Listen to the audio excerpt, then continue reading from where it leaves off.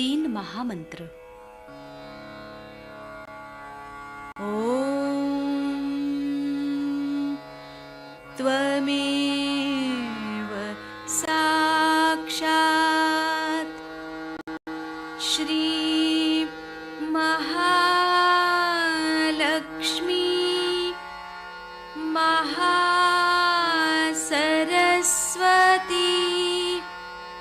महाकाली त्रिगुणात्मिका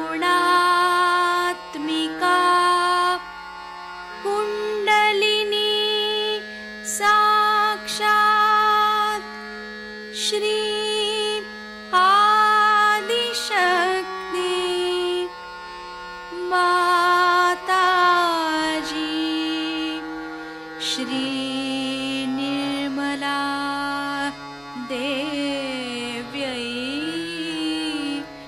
नमो नमः। ॐ त्वमेव साक्षात् श्री कल्की साक्षात् श्री आदिशक्ति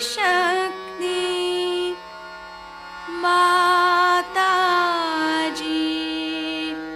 श्री निर्मला देव्यै नमो नमः। ॐ त्वमेव साक्षात् श्री कल्की साक्षात् श्री सहस्रार स्वामिनी मोक्षप्रदायिनी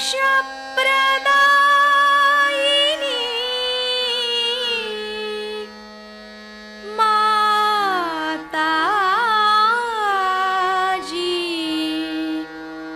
श्री निर्मला देव्यै नमो नमः। श्री गणेश मंत्र। ॐ त्वमेव साक्षात् श्री गणेश साक्षात् श्री आदिशक्ति माताजी श्री निर्मला देव्यै नमो नमः।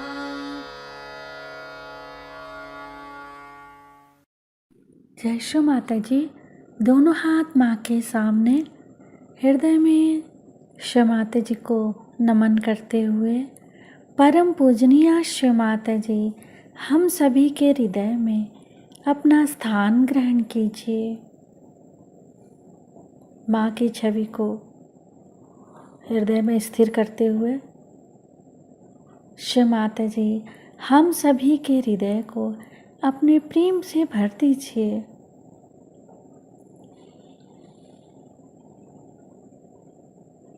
श्री माता जी हम सभी अज्ञानी हैं, हम सबको क्षमा कर दीजिए।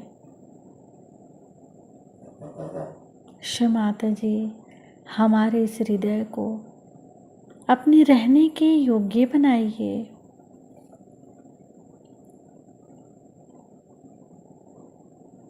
माँ की छवि को हृदय में स्थिर करते हुए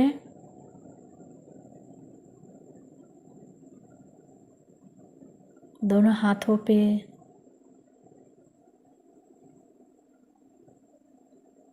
अनुभव करेंगे श्री माता जी का आशीर्वाद। जो कुछ भी है उसको देखते रहेंगे। श्री माता जी हमारे दोनों हाथों में परम चैतन्य की अनुभूति दीजिए। धीरे धीरे अपने संपूर्ण चित्त को फ्रंट आज्ञा पे शिव माता जी, मैंने सबको क्षमा कर दिया, अपने आप को भी क्षमा कर दिया। शिव माता जी, कृपा करके आप भी मुझे क्षमा कर दीजिए।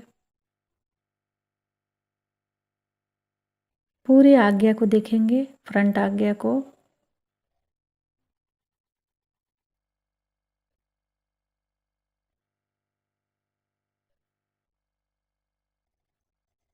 धीरे धीरे आज्ञा से अपने समस्त चेतन को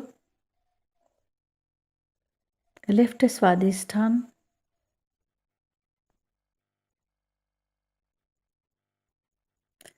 लेफ्ट स्वादिष्ठान पे निर्मल विद्या मंत्र ओम त्वमेव साक्षात् श्री निर्मल विद्या साक्षात् श्री आदि शक्ति माता जी श्री निर्मला देव्यै नमो नमः। लेफ्ट स्वादिष्ठान से अपने चित्त को राइट नाभि,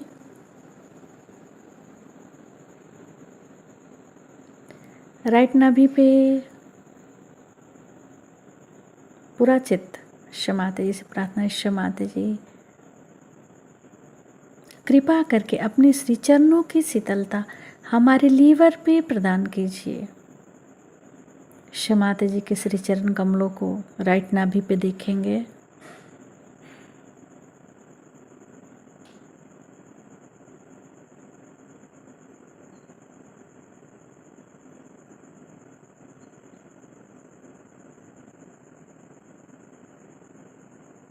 राइट नाभि से अपने चित्त को लेफ्ट हृदय पे,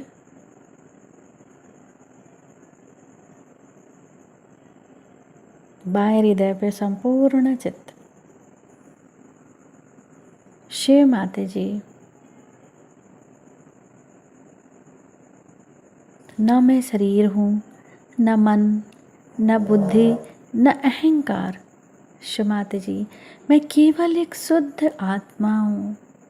बार बार प्रार्थना, शिव माता जी, न मैं शरीर हूँ, न मन, न बुद्धि, न अहंकार। माँ, मैं केवल एक शुद्ध आत्मा हूँ। शिव माता जी, मैं केवल एक शुद्ध आत्मा हूँ।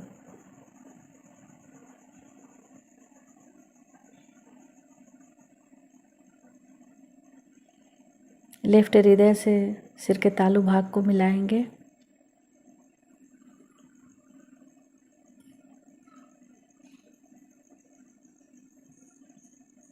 बाएं हृदय से सिर के तालु भाग को जोड़ते रहेंगे।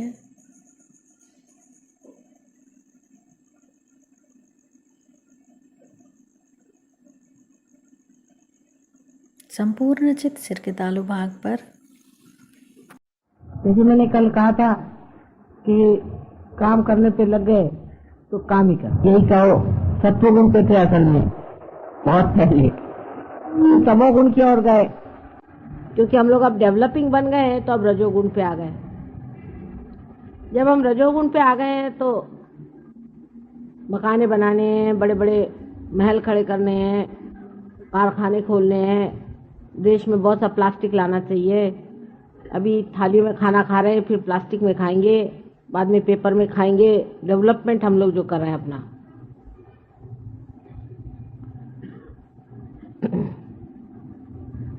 इस वक्त आदमी अति कर्मी हो जाता है, बहुत ज्यादा कर्म करने लगता है, तब उसके अंदर स्वयं ही संतुलन बिगड़ जाता है, बैलेंस बिगड़ जाता है। उसकी एक विचित्र सी व्यवस्था अपने कुंडलिनी योग में बनाई हुई, जो स्वादिष्ठान चक्र कुंडलिनी में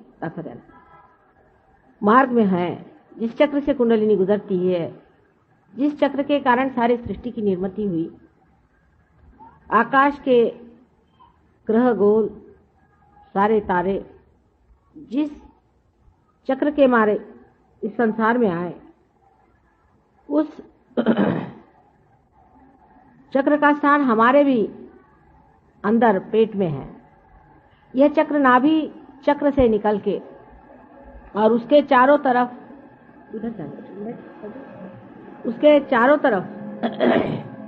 हर एक एंगल में चलता है, आगे पीछे भी हो सकता है। जैसे कमल की डेट होती है उस तरह वो लचीला होता है। उसके ऊपर, उस चक्र के ऊपर श्री ब्रह्मदेव का स्थान है और उनकी पत्नी, या उनकी पत्नी तो नहीं कहना चाहिए क्योंकि वो कुमारिका ही रहती है हमेशा, उनकी सहचरी जो है वो सरस्वती है, या कहना चाहिए उनकी शक्ति जो है वो सरस्वती है।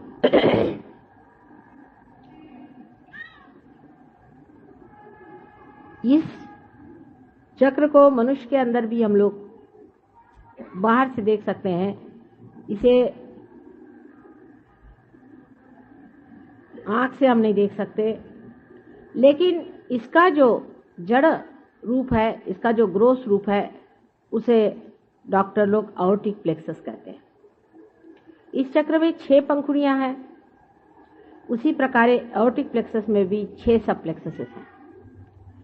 लेकिन डॉक्टर लोग इस बात को नहीं मानेंगे जब मैं कहूंगी कि इस चक्र का मुख्य कार्य ये होता है कि पेट में जो मेद है, जो फैट है, उसको मेंदु माने अपने मग्स जिसे कहते हैं, या जिसे आप ब्रेन कहते हैं, उस ब्रेन के सेल्स का रिप्लेसमेंट करना। यहाँ का जो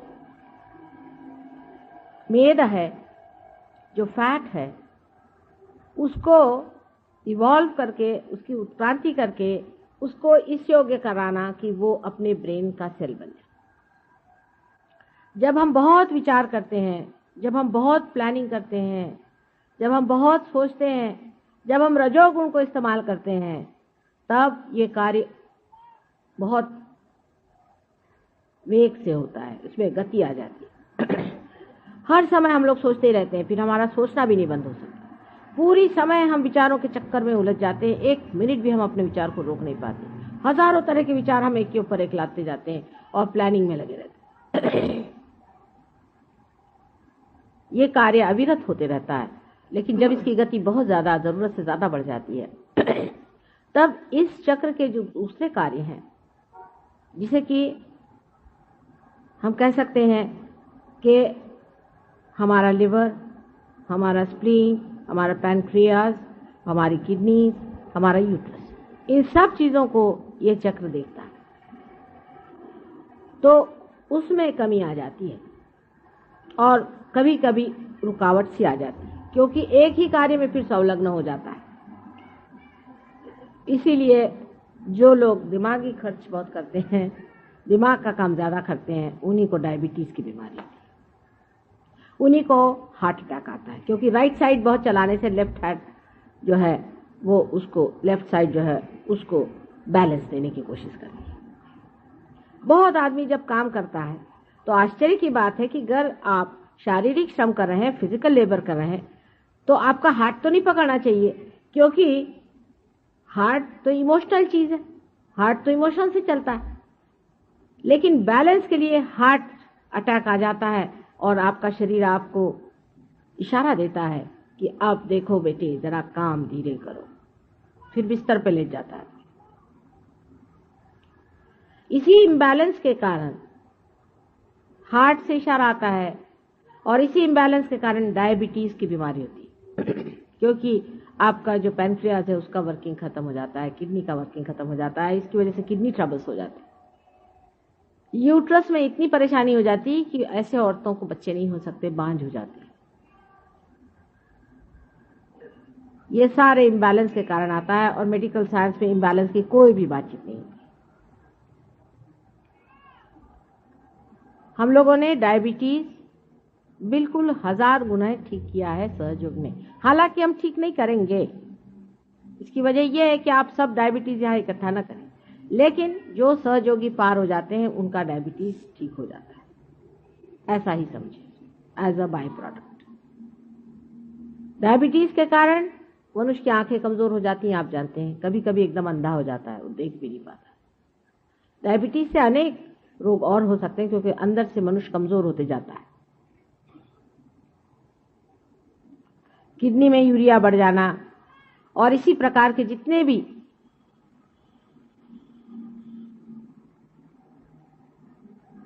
लेफ्ट साइड की बीमारियां हैं वो राइट साइड के अतिक्रम से होती है।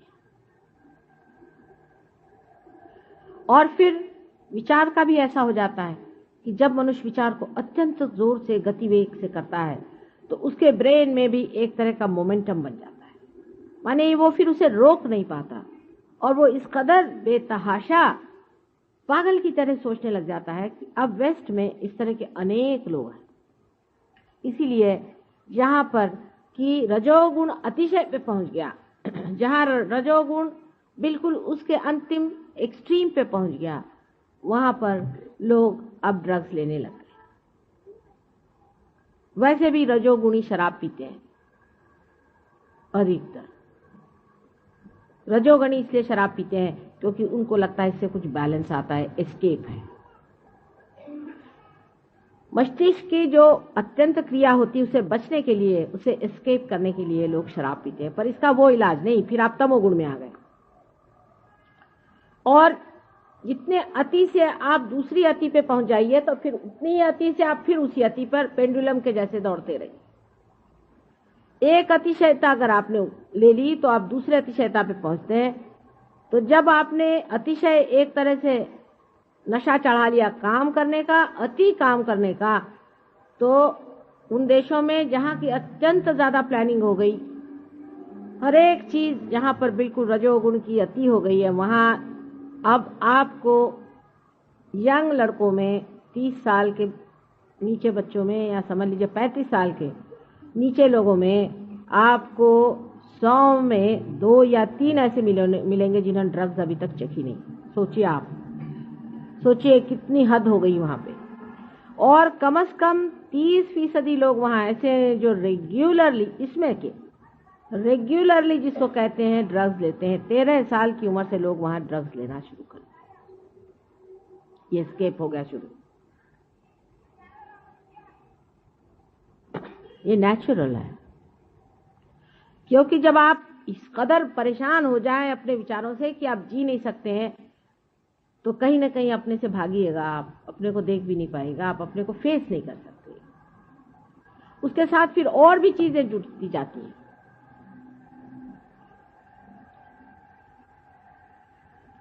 उसके बाद जो सेक्स वगैरह की बातें हैं वो भी उसी का बैलेंस है।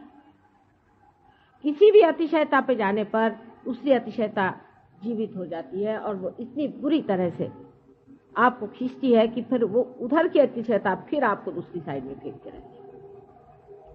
इसी उधेड़ बुन में, इसी दौड़ धूप में मनुष्य कोलैप्स हो जाता है, मनुष्य खत्म हो जाता है।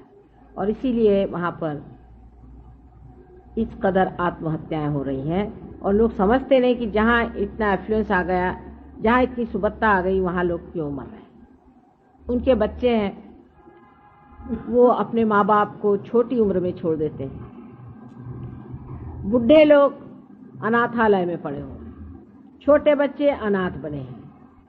शादियां एक एक आदमी 10-10 बार करता है, उसमें भी इतनी विकृति। मैंने कल आपसे बताया कि कितने विकृत हो गए हैं, यानी उनकी विकृति की हद हो गई। अब हम लोग रजोगुण पे उतर रहे हैं, ठीक है,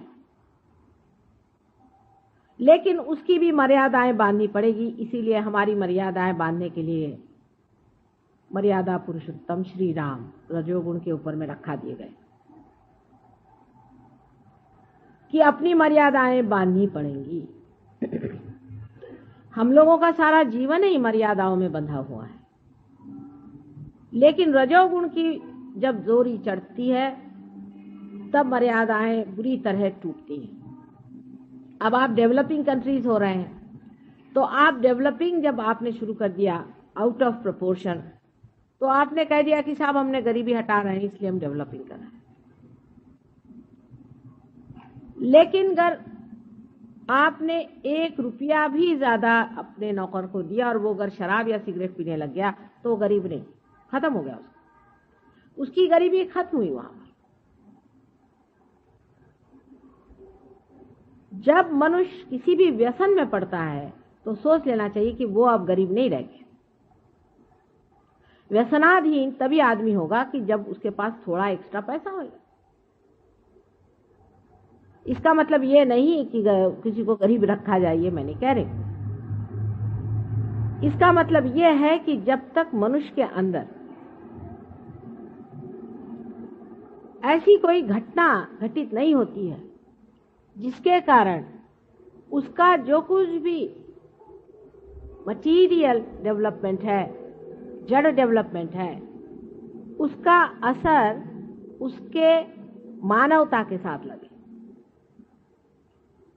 माने मनुष्य जो है वो बड़ा रईस हो जाए, बहुत पैसे वाला हो जाए, तो जरूरी नहीं है कि वो बड़ा शरीफ आदमी हो जाए। हो सकता है उससे बढ़ के दुष्ट कोई ना हो।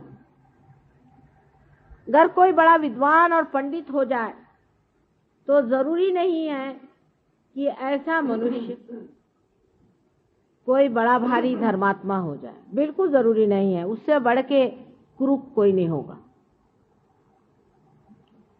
सुनते हैं जो माफिया वाले हैं, उनके जो साहबजादे हैं, उन्होंने ऑक्सफोर्ड यूनिवर्सिटी, कैम्ब्रिज यूनिवर्सिटी और जॉन हॉपकिन यूनिवर्सिटी सब जगह से एमए पास किया हुआ है।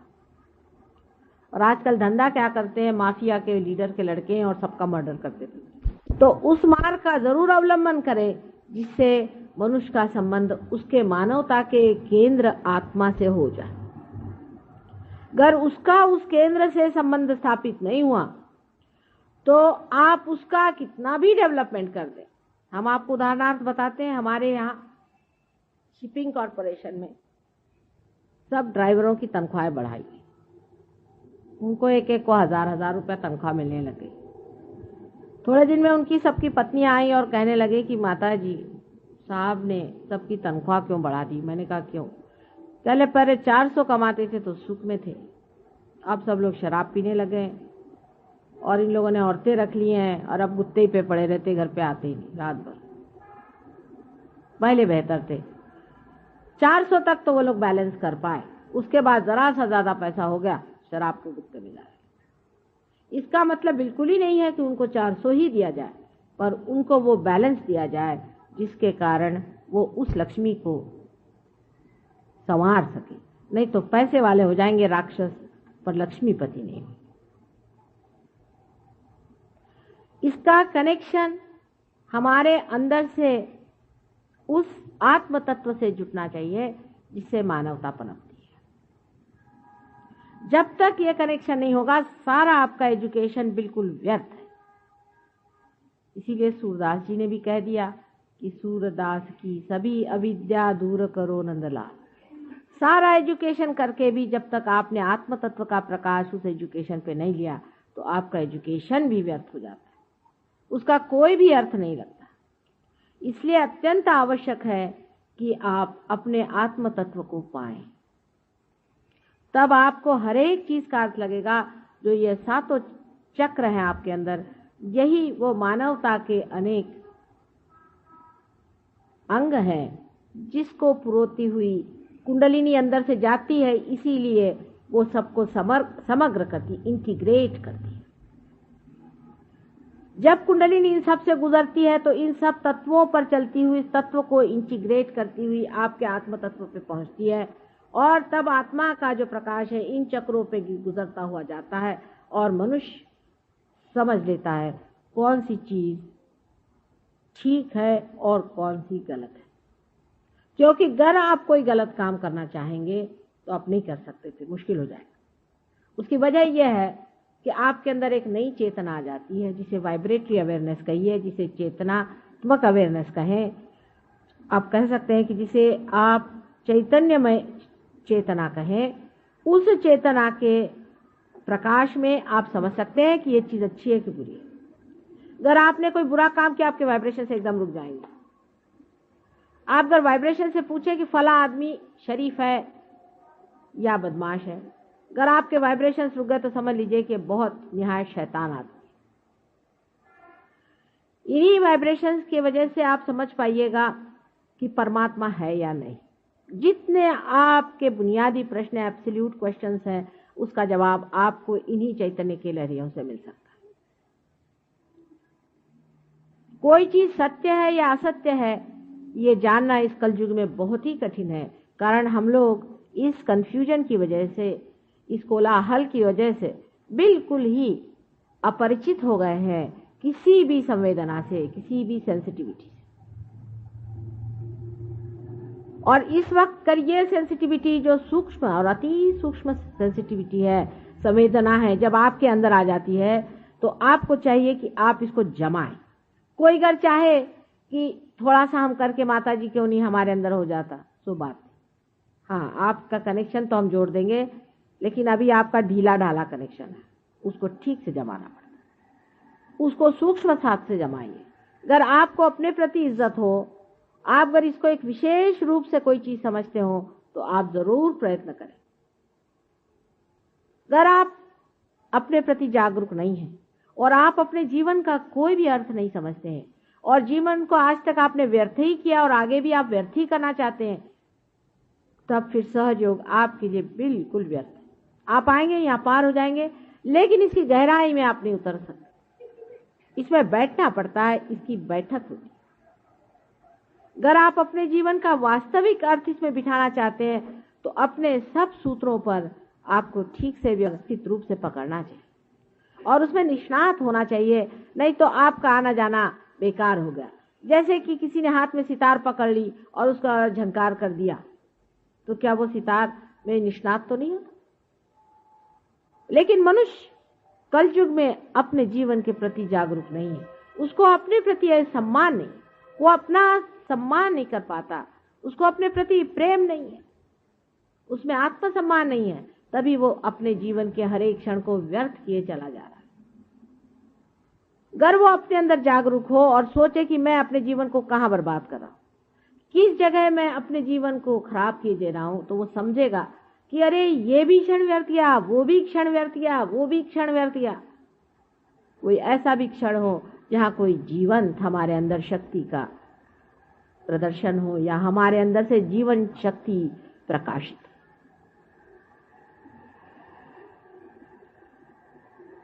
यही स्वार्थ है, स्व का अर्थ खोज लेना ही स्वार्थ है। बाकी सब जो है ये माया का खेल है। मनुष्य सोचता है कि इसमें स्वार्थ मिलेगा, उसमें स्वार्थ है, उसमें स्वार्थ है, लेकिन अगर मिलता होता तो कहीं चिपक के रह जाता। कहीं भी स्वार्थ नहीं मिलने वाला। स्वार्थ, स्व का अर्थ समझने से ही स्वार्थ घटित हो सकता है, और इसलिए स्व का सिर्फ अर्थ ही नहीं समझना है, उसमें एकाकार होना है। इसी को हम मेडिकल टर्मिनोलॉजी में ऐसा कहेंगे कि पैरासिम्पैथेटिक नर्वस सिस्टम पे कंट्रोल आ जाना चाहिए। अब डॉक्टर कहेंगे तो कैसे हो सकता?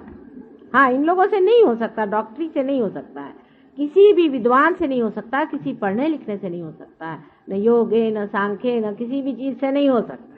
ये पहले ही कह दिया, अरे कितने वर्षों पहले से कह दिया, हजारों वर्षों पहले से कह दिया कि इससे नहीं हो सकता है।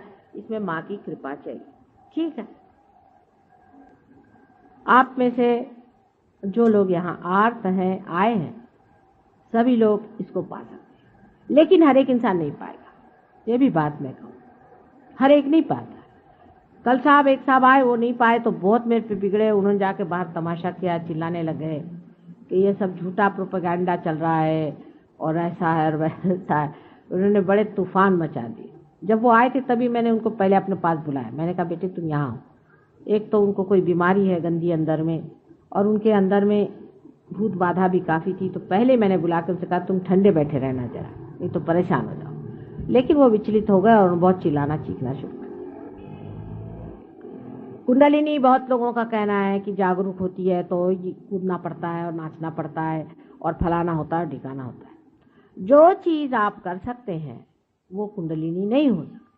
सीधा ही साफ। आप नाच सकते हैं, आप चाहे तो। एक आदमी है, वो नाच रहा है, समझ लीजिए अपने आप से नाच रहा है, किसी वजह से भी नाच रहा है, तो आप कैसे जानिएगा कि ये कुंडलिनी है? क्योंकि कोई भी आदमी नाच सकता है। सीधा हिसाब है। कोई आदमी चिल्ला रहा है, कोई भी आदमी, दूसरा भी आदमी चिल्ला सकता है, चाहे उसकी कुंडलिनी जागृत हो चाहे नहीं। ये तो सभी कुछ आप कर सकते हैं। कुंडलिनी का स्पंदन आप नहीं दिखा सकते। आप अपनी आंख से देखिएगा कि कुंडलिनी त्रिकोणाकार अस्थि में स्पंदित होगी या कहीं साइड में स्पंदित होगी। आप अपने आंख से देख सकते हैं, ये आप नहीं कर सकते कि एक किसी पोर्शन में ही पल्सेशन शुरू हो जाए, धड़ धड़ धड़ धड़ धड़। ये तो आप नहीं कर सकते, कोई करके दिखा दे। पर कोई भी चाहे नाच सकता है, कोई भी चाहे कूद सकता है, चीख सकता है। तो आप ये कहिएगा तो अकस्मात कोई अगर चीखने लग जाए और चिल्लाने लग जाए और कूदने लग जाए तो क्या होगा? तो उसका सीधा नाम है, उनको भूत बाधा हो गई। जब भी किसी को भूत बाधा होती तो वो ऐसे ही करता, उसके अंदर कोई और आदमी आने की वजह से वो आदमी चिल्लाने लगता है, चीखने लगता है, कुछ भी करने लगता है। कल हमारे बीच एक साहब आए थे, मैंने आपसे बताया था कि वो पूरा हठ योग का व्यायाम मेरे सामने करते, पूरा, यहाँ तक कि मैंने उनसे यहाँ आना बंद कर दिया कि मुझे लगा भी इनकी हथौड़ियाँ पूरी बाहर निकल आएंगी, उसको भी ये छोड़ेंगे नहीं। और वो अविरत करते थे, बगैर किसी एफर्ट के करते थे। उन्होंने कभी हठ योग नहीं सीखा। उनके अंदर कोई भ्रष्ट हठ योगी घुस गया था, वो हर तरह के नक्शे मेरे सामने करता था। यहाँ तक इस तरह के भूत बाधा के लोग हैं, आपको आश्चर्य होगा कि वो मेरे ऊपर अनेक कविता लिखते। शुरू में जब सहयोग शुरू किया था तो बंबई में एक नौकरानी जो कि बर्तन मांजती, जिसे घाटिन कहते हैं, उसने आते ही बड़े जोर जोर से श्लोक गाने शुरू कर दिए और 15 श्लोक देवी महात्मा के मेरे सामने गाए और एकदम पुरुष के जैसे खड़े संस्कृत में इस तरह से सुनाया कि लोग दंग हो गए कि संस्कृत में इस कदर पांडित्य इस नौकरानी में कहां से आ गया। ये इतने बड़े बड़े देवी के श्लोक कैसे सुना रही, बड़े आश्चर्यचकित हो। उसकी वजह यह थी कि उसके अंदर एक पंडित आ गए थे और वो श्लोक सुना रहे थे। मैंने उन पंडित साहब से कहा, बंधन देके, मैंने कहा आप जाइए यहाँ से, आप इस औरत में आकर क्यों इतनी परेशान कर रहे हैं मुझे यहाँ पर। उसने कहा, माँ मैं कब आऊँगा, फिर मैं कब पैदा होऊंगा, फिर मैं तुम्हारे कब गुणगान गाऊंगा, इसीलिए मैं यहाँ चला आया। और वहाँ और भी बहुत से हमारे सहयोगी थे, उन्होंने बात सुनी। मार्कंडेय से लेकर के उससे भी अनादिकाल से लोगों ने बताया कि भूत पिशाच आदि सब चिपक जाती।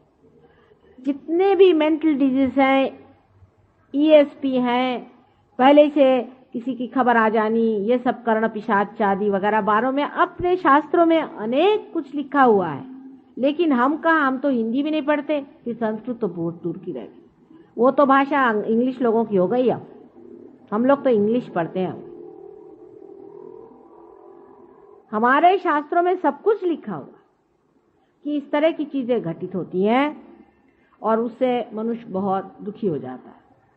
कुछ लोग हैं अपने को बड़े बड़े लोहे के हुक्स में अटका लेते हैं और पेड़ों पे लटका के दिखाते हैं। ये खासकर आदिवासियों में तो बहुत ये प्रथाएं चलती है। अजीब अजीब तरह की चीजें, बिल्कुल आग जला के उसके अंदर चलना। भूत विद्या अफ्रीका में भी बहुत तरह तरह की होती है। हर एक देश में अजीब अजीब तरह की भूत विद्याएं होती है। तो मनुष्य सोचेगा कि इसमें तो कोई विशेष चीज हो ही गई कि ये भाई आग में चल दिए। इस प्रकार अनेक तरह की चीजें इस देश में पहले होती रही हैं और अब उन देशों में हो रही हैं जहां रजोगुण अति पे पहुंच गया। रजोगुण अति पे पहुंचते साथ आपके देश से अनेक भूत विद्या वाले एक्सपर्ट्स वहां पहुंच गए, सबको मेस्मराइज करना शुरू कर दिया, सब पे उन्होंने छाप डाल दी। लाखों रुपया, करोड़ों रुपया उन्होंने बनाया, बड़ी बड़ी जगह बनाई। अब वही भूत उनको खाएंगे, खाते ही हैं और शुरू हो गया। अब वो परेशान है, अब ये पैसे उनको नहीं बचा सकते और उन लोगों को भी भूत खाते। कल भी मैंने बताया था, मैं साफ तरह से आपसे बताना चाहती हूँ, मुझे किसी से डर नहीं कि ट्रांसेंडेंटल मेडिटेशन करने वाले लोग आज मेरे पास 132 आदमी बराबर लंदन में आए और सब कहते कि हमारे सर में ब्लॉकेड हो गया, माए से निकाले। कल मैंने बताया था, आज फिर मैं बता रही कि मांगना चाहिए आत्मशक्ति को। आत्मशक्ति रजोगुणी नहीं होती है, आत्मशक्ति तमोगुणी नहीं होती, आत्मशक्ति सत्वगुणी भी नहीं होती है। वो गुणातीत, सबसे परे बहती हुई सी अंदर से शक्ति स्वरूप अपने अंदर से बहती रहती है। वो किसी भी गुणों के अंदर लिपटने वाली शक्ति नहीं है, वो निर्वाज्य है, किसी से लिपटती नहीं। आत्मा की शक्ति धड़ धड़ धड़ धड़ अंदर से ऐसी बहती है जैसे गंगा जी। उसकी शक्ति का, उस शक्ति के कोई प्रदर्शन आप नहीं भर सकते। अगर आप चाहें कि चलिए इस शक्ति को यहां पर घुमा करके चार आप अंगूठी से चीजें निकाल दें और ये वो, ऐसे फालतू चीजों में इस शक्ति को कोई इंटरेस्ट नहीं होता। अंगूठी शंगूठी होती क्या चीजें हैं, पैर के धूल के बराबर भी नहीं है। ये सब आपका टेंशन खराब करने की बात है। सिर्फ सत्व गुण में रहने से, मध्यम कार रहने से, मध्यम स्थिति में रहने से मनुष्य गुणातीत हो सकता है, क्योंकि इसकी जो गति है ये मध्यम में जो लाइन है जिसे आप देख रहे हैं, जिसे सुषुम्ना नाड़ी कहते हैं, उसी से उसकी गति होती है और उसी से वो आदमी ऊपर उठता है। कुंडलिनी सुव्यवस्थित ऊपर उठती है, उसका उठाने वाला चाहिए। कुंडलिनी बराबर अपने रास्ते से उठ करके ब्रह्मरंध्र को छेद देती है, उसका जानकार चाहिए। जिसको देखो वही कुंडलिनी लेकर के बैठ जाने से वो कुंडलिनी वाला नहीं होता। फिर एक आध मिनिस्टर उससे चिपक जाए तो और भी अच्छा। कोई मिनिस्टर हो जाने से कोई कुंडलिनी का बड़ा भारी वो लाट साहब नहीं हो सकता। कबीरदास कहाँ के मिनिस्टर थे? कितनी पढ़ाई की थी कबीरदास जी ने? कौन से यूनिवर्सिटी स्कूल में पढ़े थे वो? तुकाराम कौन सी यूनिवर्सिटी स्कूल में पढ़े थे? कहाँ के वो मिनिस्टर थे? कहाँ के राजा थे वो? इतना ज्ञान कहाँ से पाया? ज्ञानेश्वर कहाँ के पढ़े लिखे थे? कहाँ उन्होंने इतना ज्ञान पाया? कौन सी पाठशाला में गए थे वो?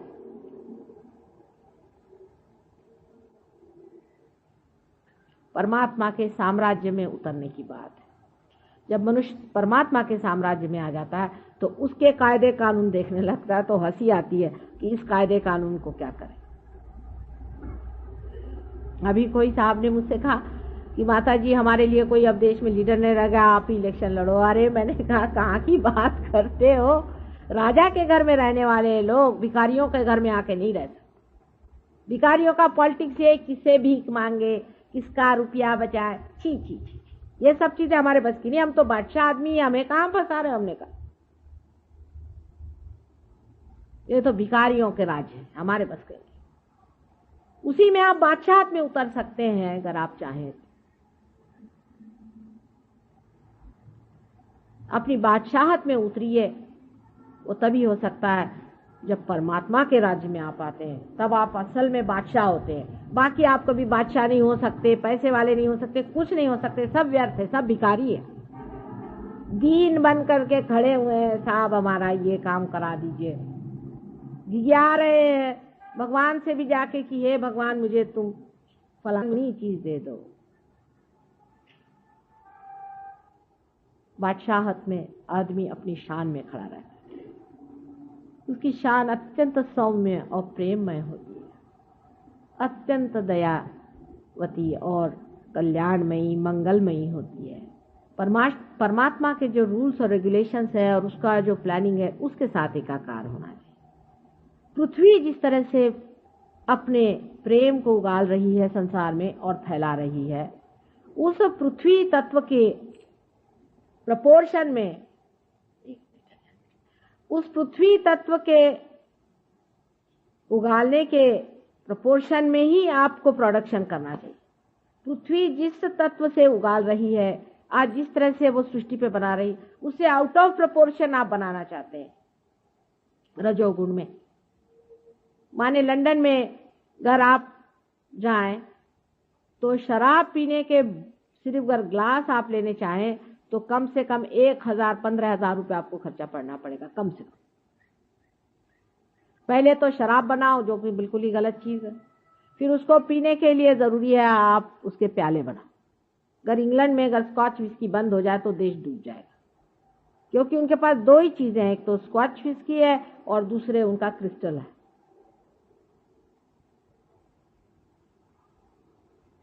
जब मनुष्य बढ़ने लगता है तो वो दूसरों की कमजोरियों पे ही चलता है। अगर कमजोरी नहीं हो तो आदमी को क्या दरकार होगी चीजों की, उसको कमजोर बना दिया जाता है। जिस प्रकार की औरतों को यह है कि भाई तुम्हारी बॉडी ऐसी होनी चाहिए, तुम्हारी शक्ल ऐसी होनी चाहिए, तुम ऐसे होना चाहिए, तुम्हारे अंदर ये चीज होनी चाहिए, औरतें लगी खर्चा करने, उनके अंदर उन कमजोरी डाल दी। रेस का घोड़ा जरूर खेलना चाहिए अगर आप लंदन में रहते हैं, नहीं वहां के सभ्य नहीं, एलीट नहीं, आपको रेस का घोड़े का सब आना चाहिए। अगर आप पेरिस में रहते हैं तो आपको शराब के बारे में पता चाहिए कि शराब का मतलब क्या होता है, उसको कितना मिलाना चाहिए, उसमें कितना घोलना चाहिए। मुझे आश्चर्य हुआ कि यहाँ पर भी गवर्नमेंट का जो कॉलेज है जहाँ पर कि बच्चों को होटल मैनेजमेंट सिखाते हैं, उसमें 2 पेपर्स होते हैं, उसमें शराब के बारे में सिखाया जाता है कि कौन सी शराब दी जाए कौन सी नहीं दी जाए, क्योंकि आपके होटल ही नहीं चलेंगे। होटल में अगर ये शराब नहीं पिएंगे तो वो रहेंगे ही नहीं, तो पैसा कैसे आए? आपके अंदर जितनी कमजोरी होगी उतना ही रजोगुण प्रबल हो सकता है। अगर आप 2 ही 4 कपड़ों में रह लेते हैं और मस्ती में रहते हैं तो इनके कपड़ों की मिलें कैसी चलेंगी? अगर आप सादगी से रहते हैं तो इन लोगों का व्यापार कैसे चलेगा? अमेरिका अगर जाइए आप तो 50 तरह के हैंडल्स होंगे, यहां तक कि खपरेल जो सर पे होती है वो हजारों तरह की होगी। किसी के बाथरूम में जाए तो पहले पूछ लीजिए कि कौन सा नॉब दबाएं, नहीं तो आप अंदर पहुंचे और देखा खट्ट में। इतना तमाशा करने की क्या जरूरत है? इस कदर आराम पसंदगी, इतना ज्यादा कंफर्ट मनुष्य को क्या जरूरत है कि हर समय वो लोरता रहे? क्योंकि शराब के बाद लोरना जरूरी, लोरने के लिए कंफर्ट जरूरी है, और कंफर्ट जब जरूरी है उसके लिए हर तरह की चीज, ये कुशन बनना चाहिए, फलाना ठिकाना बनना चाहिए, उसमें वो चीज होना चाहिए। इतनी ज्यादा विद्रूपता है, मैं आपसे कहती हूँ, इतनी अगलीनेस आ गई मनुष्य के अंदर, और उसमें शर्म नहीं आती। उसने बड़े बड़े साइंस बनाए हैं, शराब पिलाने की भी साइंस बनाए हैं। फिर औरतों को किस तरह से खूबसूरत रहना चाहिए, उनको टैनिंग करना चाहिए, चाहे उसमें शर्म उतर जाए उनकी, हर्ज नहीं, उनका बॉडी जरूर टैन होना चाहिए। उन्होंने एक चक्कर चला दिया वहां टैनिंग का। अरे भाई, आपको अगर सूर्य की रोशनी लेनी तो बदन पे अगर आपके कपड़ा रहे तो कोई फर्क नहीं पड़ने वाला, सूर्य की रोशनी तो आपके अंदर जाती है, लेकिन टैनिंग होना चाहिए। उसलिए इस तरह के नज़ारे होते हैं कि आप चल नहीं सकते किसी भी सीशोर पे। एक दिन ये सारे सीशोर सुखड़ करके इन सब औरतों को खींच लेगा अपने अंदर, तब इनकी अकल ठीक होगी। निर्लज्जता संसार में फैलाना चाहिए, क्योंकि निर्लज्ज नहीं होंगे तो इनके कॉस्मेटिक्स कैसे बिकेंगे? इन्होंने जो जो चीज़ें औरतों को बेवकूफ़ बनाने के लिए बनाई हुई हैं वो कैसे लेंगे? अब तो कुछ कुछ जरा सा अपने देश में अकल आ गई औरतों को। पहले तो मैं देखती थी कि यहाँ पर एक डालडा का टिन लगा के औरतें चलती थी, तो मैंने काफी इस पे लेक्चर दिया कि बाबा कम से कम डालडा का टिन कम करो। हील्स पहनेंगी तो इतनी ऊंची ऊंची पहनेंगी, आखिर कोई आप ऊंट बनना चाहते हैं? आप इंसान है, भगवान ने आपको कायदे का बना दिया, किस लिए इतने परेशान है? ब्यूटी कॉन्टेस्ट बना रहे हैं, बताइए आप। बिल्कुल अजीब, बहुत ही ज्यादा विकृत और विद्रूप चीज है ये। क्योंकि जब सफली रूप होता है तो मनुष्य रूप को देखते ही साथ पूर्णतः संतोष में आ जाता है। ये रूप का लक्षण है कि बस अब रूप का अंत आ गया, इससे आगे रूप नहीं है, वही असली रूप होता है। लेकिन ये तो ऐसा रूप है कि अभी चले एक दूसरा देखा, उसके बाद दूसरा बंदर देखा, उसके बाद तीसरा बंदर देखा, बंदरियां ही बंदरियां सब दूर भरी पड़ी हैं।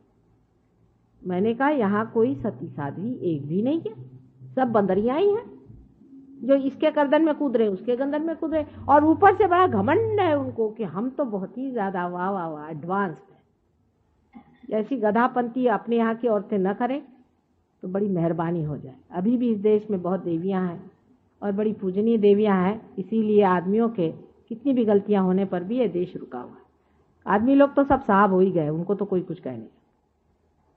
वो तो अब कहना बहुत मुश्किल हो गया, सब साफ हो गया। अब देसी चीज जो है वो बिल्कुल बदतर। अगर आप दिल्ली में, मैंने सुना कि आप कहीं जाइए और आप अगर दारू नहीं पीते हैं तो लोग हंसते हैं आपके ऊपर कि साहब अभी तक आप पूरी तरह से बंदर नहीं बने।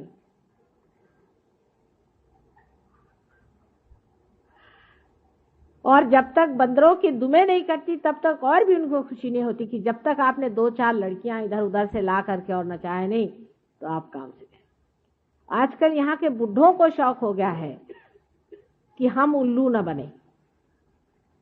वो एक हमने नागपुर हमारा है देश जहाँ हम रहते थे, वहाँ के लोग कुछ क्रूर जरूर है, कभी कभी पते की कहते हैं, कहले बुलबुलों को हसरत हुई कि उल्लू न हुए।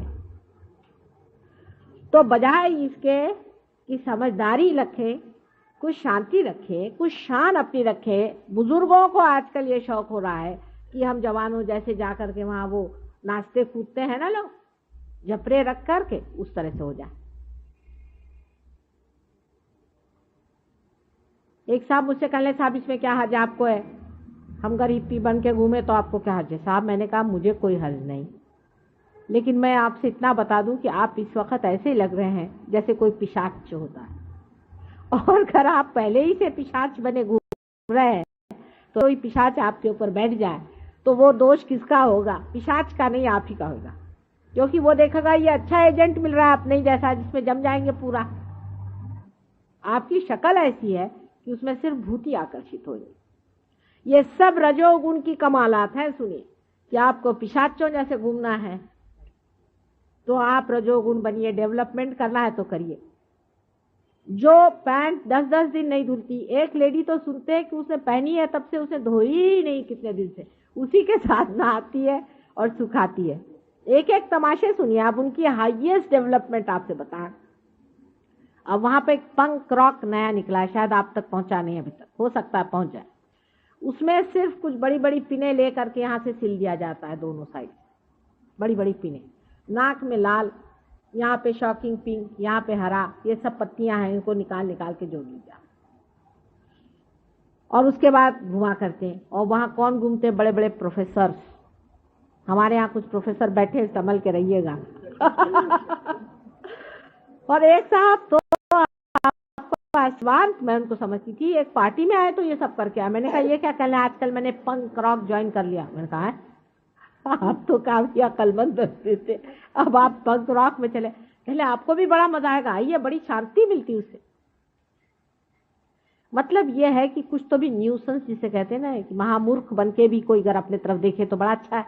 जोकरी बन जाओ वैसे तो कोई देखता नहीं अब, क्योंकि सभी हिप्पी बन गए तो सब एक ही जैसे दिखते, तो कोई तो विशेषता आनी चाहिए। तो मुंह में पिने डाल डाल करके यहाँ से यहाँ तक पिन, ये बड़े बड़े और बड़ी कॉमन साइट है वहां पे, आपको आश्चर्य हो। मैं आपको सिर्फ विनोद के लिए नहीं कह रही हूँ, असलियत है। और देखते ही आप अचंभे में देखते हैं कि साहब या तो हम पागल है या ये पागल। और वो हमारे ऊपर सोचते हैं कि हम बहुत ही इनहिबिटेड लोग हैं, हमें अकल ही नहीं है कि हम इस तरह का कोई सा भी अच्छा कार्य नहीं कर सकते जिसमें हम अपने को लेट लूज कर दें। हम इतने इनहिबिटेड हैं, हमें कोई स्वतंत्रता की कल्पना नहीं। स्वतंत्रता का मतलब बेछूटपना, उच्छृंखलता नहीं है, महामूर्खता तो बिल्कुल भी नहीं है। स्वतंत्रता इतनी बड़ी चीज है। स्व के तंत्र पे चलना ही स्वतंत्रता है, और स्व का तंत्र यह है जो आपके सामने। जो मनुष्य अपने को स्वतंत्र समझना चाहता है उसको पहले पार हो जाना चाहिए, नहीं तो वो स्वतंत्र नहीं। स्व का तंत्र समझ लेना चाहिए, और यही उसका तंत्र है। न तो तांत्रिकों का नेगेटिव जिससे स्व ही उसमें खत्म हो जाए, जिससे स्व पूर्णतः स्वतंत्रता में आ जाता है। जब वो पूर्णतः स्वतंत्र होता है तभी उसके अंदर विस्डम पूरी तरह से संतुलित बैठ जाता है। वो जो भी करता है पूर्ण स्वतंत्रता से करता है, लेकिन उसके एक एक इशारे में भी स्वतंत्रता के अनेक प्रकार दिखाई देते हैं। वो किसी से भी नहीं डरता है और हमेशा नतमस्तक रहता है। प्रेम में वो स्वतंत्र होता है, अत्यंत प्रेममय और करुणामय वो होता है। ऐसे स्वतंत्र आदमी को प्रणाम करना चाहिए। बजाय इसके कि जो अपने को स्वतंत्रता के नाम पर गधे से मूर्ख और मूर्खों से पता नहीं और क्या हो जाएंगे। मेरे पास तो ऐसे जानवर भी नहीं जिनकी मैं आपको प्रणाली बताऊं। कोई मुझे ऐसे शब्द भी नहीं मिलते कि इन लोगों का वर्णन करो, क्योंकि कलयुग से पहले ऐसे कभी हुए नहीं थे। इसलिए नए शब्दों के कॉइनेज की जरूरत है। और जो शब्द बनाने वाले थे वही ये हो गए, तो अब कौन शब्द इनके बनाएगा, ये हालत आ गई। कुछ संस्कृत भाषा में ढूंढे से मिले तो मुझे बताइएगा, क्योंकि बड़ा ही मुश्किल है। जब संस्कृत भाषा प्रचलित थी तब ऐसे गधों के बारे में किसी ने सोचा भी नहीं था। पुराण में भी वर्णन है कि कलयुग आएगा, लेकिन इस तरह के महामूर्ख संसार में विचरण करेंगे ऐसा पुराण में भी नहीं बताया था। ये तो आप देखते ही बनता है। और पढ़े लिखे और अति पढ़े हुए लोग ये काम कर रहे हैं, इसको आप क्या कहिएगा? ये रजोगुण का प्रादुर्भाव है। अब आपका देश डेवलप हो रहा है, होइए साहब, लेकिन ये देख लीजिए नमूना। आप जरूर डेवलप होइए, लेकिन ये नमूना देखते चले कि वो जिस गड्ढे में पड़े हैं उधर आप जाके न कूदी। एक तो रजोगुण में सबसे बड़ा जो दोष है कि ये अहंकार से चलता है, मतलब ईगो ओरिएंटेड है रजोगुण। जब ईगो ओरिएंटेशन शुरू हो गया तो अहंकार ऐसी चीज है कि उसमें आदमी जो भी करता है उसमें अपनी बेवकूफी वो देख ही नहीं सकती, या कुछ भी करता है वो बिल्कुल सही, क्योंकि उसमें अहंकार तृप्त होता है। अपने यहाँ रामायण में बड़ा सुंदर वर्णन है कि जिस वक्त नारद मुनि स्वयं ही एक चक्कर में पड़ गए थे। ऐसे ही चक्कर है ये रजोगुण के चक्कर है। इसको समझने के लिए अपने को देखना चाहिए और कहना चाहिए कि हे भगवान, ये मेरा अहंकार मुझे गधा बना रहा है। और अहंकार आपको गधा बना के इतना छोड़ देता है कि अंत में वो आप घबराहट के मारे ही उसको गधे को अपने ऊपर लिए चलते, क्योंकि ईगो ओरिएंटेड है, इसलिए बहुत ज्यादा डेंजरस है। अगर ये ईगो ओरिएंटेड नहीं होता तो इतना डेंजरस नहीं बैठता, क्योंकि मनुष्य कभी भी अपने को गधा कह नहीं सकता। सब दुनिया पे हंसेगा, लेकिन खुद ही अपने सर पे गधा लेके चल रहा है उसे नहीं देखेगा। ये ईगो की विशेषता है। ईगो में एक अंधापन आ जाता है, और इसलिए ये बहुत ही खराब चीज है। हाँ, अगर सुपर ईगो हुआ, जो कि दूसरी साइड में अपने सर में डेवलप हो सकता है, तमोगुण की वजह से उसमें आदमी पीड़ित हो सकता है, उसका बदन कांप सकता है, उसमें तकलीफें आ सकती हैं, उसकी बीमारियां आ सकती है, उसका फिजिकल प्रॉब्लम आ सकता है। पर ईगो ओरिएंटेड आदमी में कभी भी ये तकलीफ नहीं होगी जब तक उसके हार्ट ट्रबल ना आए। एक ही है कि हार्ट ही स्टॉप हो जाए बस। ईगो ओरिएंटेड आदमी को कभी भी कोई भी इस तरह की चीज नहीं मिल सकती है जैसे कि तमोगुणी के रुकावट हर समय हर जगह होती है। तमोगुणी एक तरह से बेचारा ज्यादा ठीक है, क्योंकि कम से कम उसकी ठोकरों से वो बचते रहता है। समझ लीजिए अभी यहीं एक देवी जी बैठी हुई हैं, इनको बाधा ने पकड़ लिया। वो एक किसी आदमी के पास गई, उनसे जाकर उन्होंने कुछ जंतर मंतर करे, बाधा ने पकड़ लिया, भूत ने पकड़ लिया, तो उनका बदन ऐसा ऐसा ऐंठने लग गया। चलो भाई छोड़ो। पर आप अगर किसी ईगोइस्टिकल आदमी के सामने जाइए, उसका ईगो आपके अंदर भी घुस जाएगा। ये है तो मैं इसके बाप से बड़ा हूं, चले उसने एक बोला मैंने 10 बोला, वो कौन होते हैं, मैं उसका नाना हूं। शुरू हुआ। वो जितने गधे उसके आप डबल नाना गधे हो गए। और उसमें उसके साथ में एक और बीमारी लग जाती है जो बड़ी ही सूक्ष्म है, जिसको समझना चाहिए। यश बेटा, उसमें एक बीमारी और लग जाती है, यश, सक्सेस। उसके साथ अगर सक्सेस लग जाए तो बड़ा ही प्रॉब्लम हो जाता है। फिर तो आदमी को गधे पे से उतारना असंभव है। सक्सेस अगर लग गया तो बड़े सक्सेसफुल थे वो, फिर उनके मरने के 30-40 साल बाद निकलता है कि उन्होंने ये गधापंती करी, ये गोबर खाया, ये हालत अपनी खराब की, वो ऐसे थे और वो वैसे थे। तो लोग कहते वो तो ऐसे होंगे नहीं, क्योंकि ईगो में आदमी कुछ भी कर सकता है, कहीं भी जा सकता है, कैसे भी काम कर सकता है। बहुत से लोग हैं ईगो में अकल लगा करके और चोरी छिपे करते हैं, और कुछ लोग हैं खुलेआम करते हैं अगर वो एक्सपोज हो जाए। लेकिन सबके अंदर एक तरह की एक बड़ी दानव शक्ति कार्यान्वित होती है, और इतनी महामुक्ता उस दानव शक्ति में है। जैसे कि मैंने आपसे कल ही बताया था कि लंदन में 77 साल की बुढ़िया नानी अपने ग्रैंड चाइल्ड से शादी करती है, उनको कोई आश्चर्य। और नाना जी अपनी नातिन से शादी करते हैं। इसमें उनको कोई हर्ज नहीं है और उसके लिए वो वहाँ कायदा पास कराने वाले हैं। उसके लिए बड़ा वहाँ मूवमेंट हो रहा है कि इस तरह का आप हमारी स्वतंत्रता पे आप आक्रमण कर रहे हैं। ऐसे बेवकूफ से कोई सीखने की जरूरत नहीं। उनके पास कुछ भी अपने पास देने की चीज नहीं है। आप मेहरबानी कर से उनसे कोई चीज नहीं सीख, और ऐसे पैसे की भी अपने को जरूरत नहीं जिससे हम मामूर्ख हो जाए। ठीक है, डेवलपमेंट करना है तो गांधी जी के रास्ते बहुत अच्छे बने हुए हैं, उनके रास्ते से बनाओ। अपने स्थैर्य पे चलो, अपने पास जो संपदा है, अपने पास जो सत्ता है उसे लेकर। हम लोग कितने बेवकूफ बन रहे हैं ये भी आप समझ लीजिए। हमारे पास अगर हम पीतल के इसमें खाते हैं तो बड़े गर्व की बात है कि हमारे पास इस कदर पीतल है, और ये लोग प्लास्टिक के इसमें खाते हैं। और हम लोग चाहते हैं कि हमारे यहाँ प्लास्टिक आ जाए, नहीं तो स्टेनलेस स्टील आ जाए। स्टेनलेस स्टील भी कोई खाने की चीज होती है, जिसको कि लोहा कहते हैं। लोहे में लोग खाएंगे, ऐसा पहले कहते थे पुराण में। हम लोग जब छोटे थे तब कोई कहता था कि ऐसा जमाना आएगा जब लोग लोहे में खाएंगे, तो हम लोगों की माँ वगैरह कहती थी, हे भगवान, ये कौन सा जमाना आ जाएगा कि ऐसी दुर्दशा आ जाएगी, ऐसी गरीबी आ जाएगी कि लोग लोहे में खाएंगे। हे भगवान, कांसे में खाएं, पंचधातु में खाएं, कुछ बढ़िया चीज में खाएं, ये क्या। तो अब स्टेनलेस स्टील में लोग खाते हैं।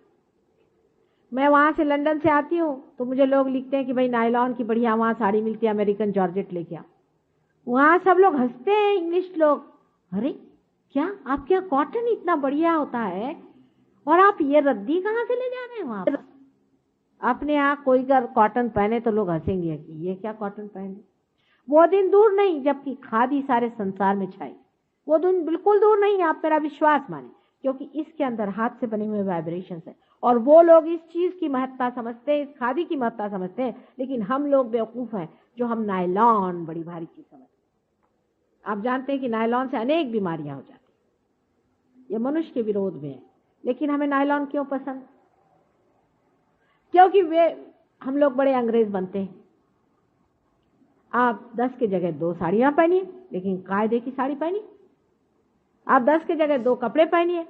अब अपने यहाँ लोगों को आश्चर्य होता है कि कॉटन से टेरिकॉट महंगा है, उनको बहुत ही आश्चर्य होता है, ऐसे कैसे संभव नहीं है।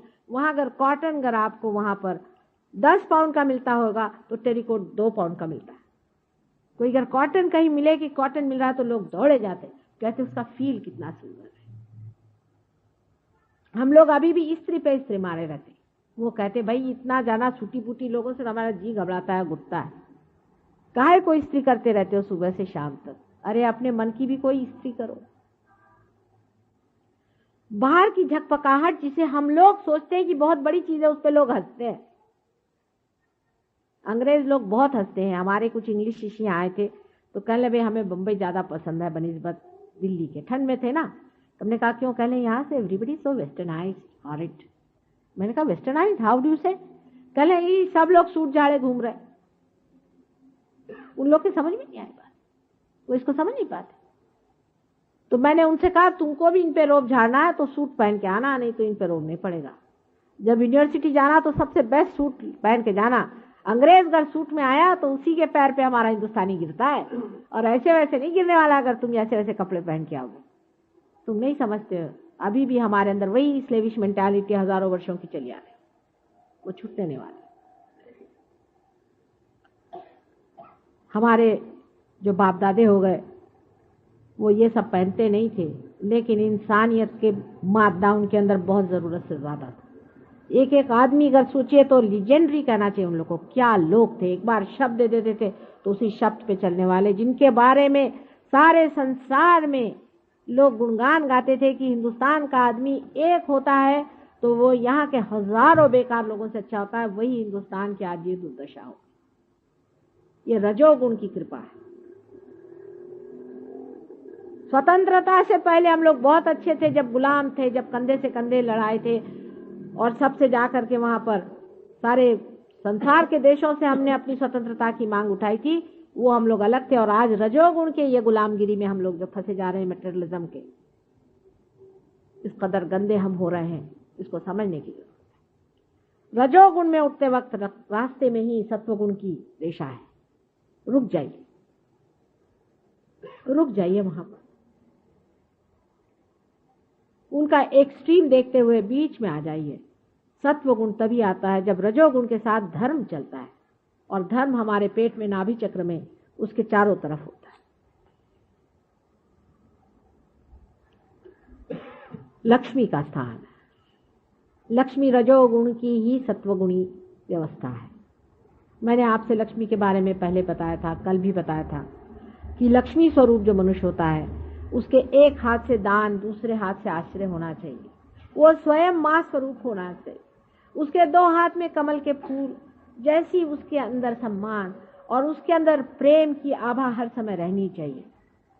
जब उसके घर पे दरवाजे पे जाइए तो कहते आ बेटे, कहाँ से आए, कैसे तकलीफ से आए हो, बैठो यहाँ रहो।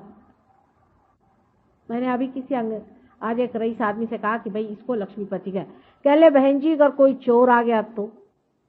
मैंने कहा चोर भी आ गया तो भी कोई हर्ज नहीं, बिठाओ, प्रेम से बिठाओ, उसकी चोरी बदल जाएगी। चोर कभी भी शरीफ आदमी की चोरी नहीं करने वाला। बहुत ही गया बीता होगा तो जाने दो फिर उसको, उसके कर्मगति से गया। अगर चोर आ जाए आपके घर में, उसको रख लीजिए, उसको प्रेम से स्वीकार करिए। वो 10 बार सोचेगा कि चोरी करूं कि नहीं करूं इस आदमी पे, ये तो मेरे बाप जैसा है। उस आदमी को पैसे वाला कहना चाहिए, न कि उस आदमी को जो दुनिया भर में और सबको ही अपमानित करते फिरता है। जो आदमी हृदय से कमल के जैसा, अत्यंत सुंदर और गुलाबी कमल के जैसा, अत्यंत प्रेममय, भावनापूर्ण, और जिसमें पूरा अपनापन बहता हो, जिसके अंदर भूंगे जैसा भी काला गड़ने वाला प्राणी भी जाकर आराम से सो सकता है, उस आदमी को लक्ष्मीपति अपने यहाँ कहते हैं। लक्ष्मी स्वरूप हुए बगैर ये रजोगुण आपको लाभदायक नहीं होगा। वो यूं ही ट्रस्टी के तरह से जीता है। उसका जो भी पैसा है उससे वो व्यसनाधीन नहीं होता। अपने बच्चों के लिए वो पैसा नहीं छोड़ता, उसको व्यसन में नहीं डालता। उस पैसे का उपयोग वो दुनिया के कल्याण के लिए करता है। वो एक ट्रस्टी स्वरूप होता है। शरद चंद्र की एक बड़ी सुंदर कहानी मैंने पढ़ी थी कि खुद उन्होंने लिखा कि हम लोग कुछ टोले के लड़के एक बड़े भारी धनी के पास पहुंचे। तो जब हम पहुंचे तो उन्होंने कहा कि तुम क्या करना चाहते हो? तो उन्होंने कहा कि हम लोग एक ड्रामा करने चाहते हैं और ऐसा करना चाहते हैं और उसमें हम बहुत मॉडर्न लाइफ दिखाना चाहते हैं और आप हमें कुछ रुपया दीजिए। तो उनका अच्छा बैठो बैठो, बहुत बिठाया। उसके बाद चवन्नी उनको पकड़वा दी। तो ये लड़के बड़े गुस्से हो गए उनसे कि बड़ा ही कंजूस निकला, चवन्नी हमें पकड़वा दी। उसके बाद एक स्त्री आई, बेचारी बड़ी बूढ़ी थी, आई, कहने लगे कि पता नहीं कुछ 50 वर्ष पहले मेरे पति ने आपके पास कुछ रुपया रखा दिया था। उसके बाद हम लोग परदेश चले गए, वहीं मेरे पति की मृत्यु हो गई। तो उनके इसमें एक पत्र मिला, उसमें लिखा था कि उनके पास बहुत रुपया मैं छोड़ के आया हूँ, तो तुम हो सके तो धर्मात्मा है उनके पास चले जाना। कह ले अच्छा, पत्र तो दिखाई, पत्र देखा, उसका तारीख देखी। कह ले भाई देखो वो कहाँ उनका है, वो निकालो फलानी तारीख को, फलाने साल में और 50 साल पहले की बात। वो सब फाइलें निकलवाओ और बैठे वो वहां देखने के लिए। वो भी बड़े वयोवृद्ध थे, वो भी 75-80 साल के थे, लेकिन बैठे। उसे कहा बहन अभी रुकी रहो, यहीं खाना खाना, यहीं रहना। इत्तफाकन उनको 2-3 घंटे में उसका पता लग गया। 2-3 घंटे में उनको पता लग गया कि ये जो है ये रुपया दिया गया था। उन्होंने वो सारा रुपया उस औरत को वापस करके सूद सहित वो वापस कर दिया। ये लक्ष्मीपति का लक्षण कि धर्म में खड़े हैं। वो पैसा एक ट्रस्टी की तरह उसे इस्तेमाल करते हैं। बड़ी भारी। मैं शरद चंद्र को बहुत इसलिए मानती हूँ कि मनुष्य की धर्म का तत्व जो है उसको शरद चंद्र ने इतना सुंदर निभाया है, उसके धर्म तत्व को इतना सुंदर दिखाया है। लेकिन हम शरद चंद्र को पढ़ते नहीं, हम तो रजनीश को पढ़ते हैं। रजनीश ये हमारे आजकल के सबसे बड़े हीरो हैं, दड़ियल महाराज और उनके चप्पा गोटी। ये हमारे लिए आजकल सबसे बड़े हीरो साहब हो गए। अपने संस्कृति में कभी भी पैसे वाले की महत्ता नहीं गाई गई, कहीं भी नहीं। हमेशा उसी मनुष्य की गाई गई जो धर्मात्मा है। और आपको भी पता होना चाहिए कि इस देश में आपकी कभी भी महत्ता नहीं गाई जाएगी। आप चाहे कितने भी मंदिर बनवाइए और कितने भी फालतू की चीजें करिए, आपकी तभी महत्ता गाई जाएगी जब आप धर्म आत्मा हो। चाहे आपके पास पैसा है, उसको धर्म में लगाइए। और जब आप खर्च करिए तो किसी से कहिए नहीं कि मैंने आपके लिए खर्च किया। देते रहिए, देते रहिए। सिर्फ आप बीच में इसलिए खड़े हुए हैं कि आप देखते रहें कि पैसा जो है वो ठीक जगह पे पहुंच रहा है। कुछ लोग तो इस कदर परमात्मा में लीन हो जाते कि वो ये भी नहीं देखते, कहते जाने दो, जिससे जाता है जाने दो। लेकिन अगर कोई धर्म पुरुष दान करता है तो उसका पैसा कभी भी दुर्व्यवहार में नहीं जाता।